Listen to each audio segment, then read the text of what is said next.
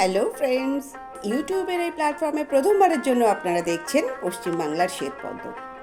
বসন্তের পলাশরাঙা দিগন্ত দেখার জন্য যদি পুরুলিয়া ছুটে যেতে পারি, তবে টলটলে দিঘি ভরা শ্বেতপদ্ম দেখতে নয় কেন? তাও আমাদের ঘর হতে মাত্র 2 পা ফেললেই। এমন নতুন করে আমাদের চারপাশেরই অনেক অজানাকে জানতে চাইলে অবশ্যই সাবস্ক্রাইব করে রাখবেন আমার চ্যানেলটিকে, কথা রাধা।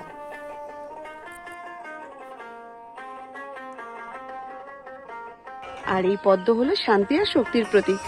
হাই, আমি কথা রাধা, আর আজকে আমি চলে এসেছি একটা সুন্দর পদ্ম পুকুর নিয়ে, পদ্মের বাগান নিয়ে বলা ভালো।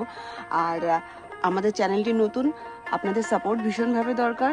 প্লিজ লাইক এবং সাবস্ক্রাইব করে দেবেন, এবং ভালো লাগলে বন্ধুদের সাথে শেয়ার করে নেবেন। বসন্ত তো চলে গেছে, কিন্তু তার জন্য পুরুলিয়ার টান কমবে কেন? তাও কি হয়?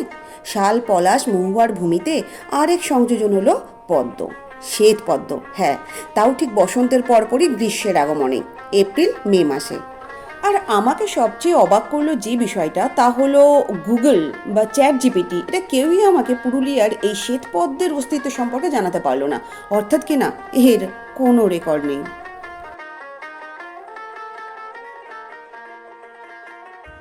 এপ্রিলে যেখানে তাপমাত্রা 40 ডিগ্রি ছাড়িয়ে গেছে, সেখানে এই শ্বেত পদ্ম না আমাদের কাছে কি যে শান্তির আবেশ আনছে।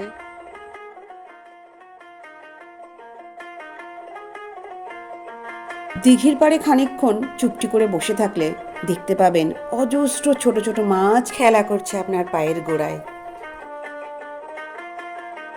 তবে এর মানে কিন্তু এই নয় যে পুরুলিয়া গেলাম আর আমি এই শ্বেতপদ্মের দিঘি দেখতে পেয়ে যাব। কিছু বিশেষ বিশেষ দিঘিতেই কেবলমাত্র শ্বেতপদ্ম দেখতে পাওয়া যায়। আমি এখানে এই শ্বেতপদ্মের দিঘিটির লিঙ্ক সঙ্গে ডিসক্রিপশন বক্সে দিয়ে দিলাম।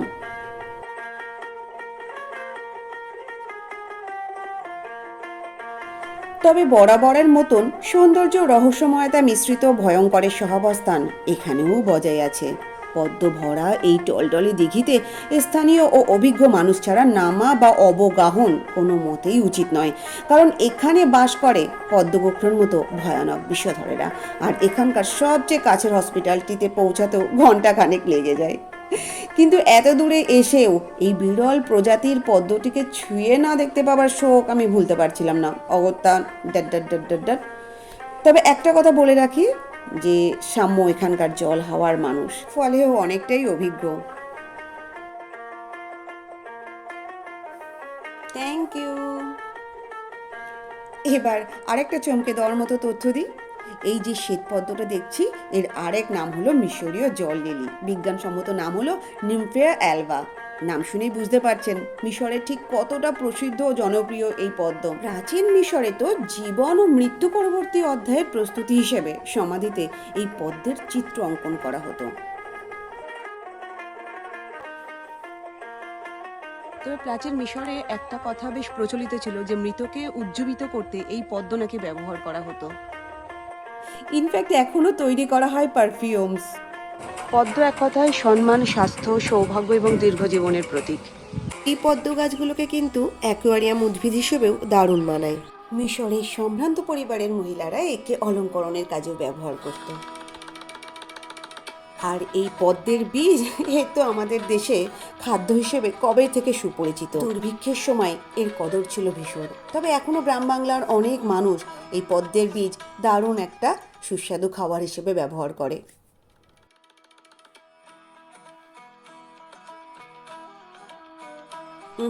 এভাবে নয়, একে খেতে হলে প্রথমে বীজের খোসাটাকে ছাড়াতে হবে এবং তারপরে একে খেতে হবে।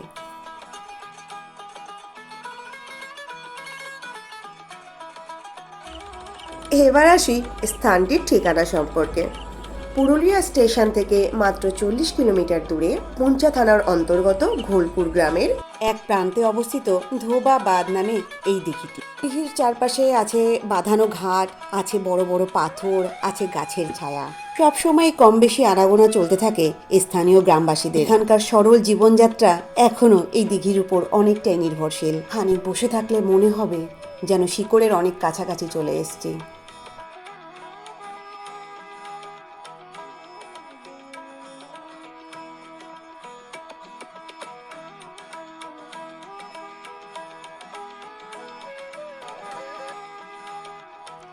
এরপরে দেখা হবে পরের রবিবার ঠিক সন্ধ্যে 6টার সময়।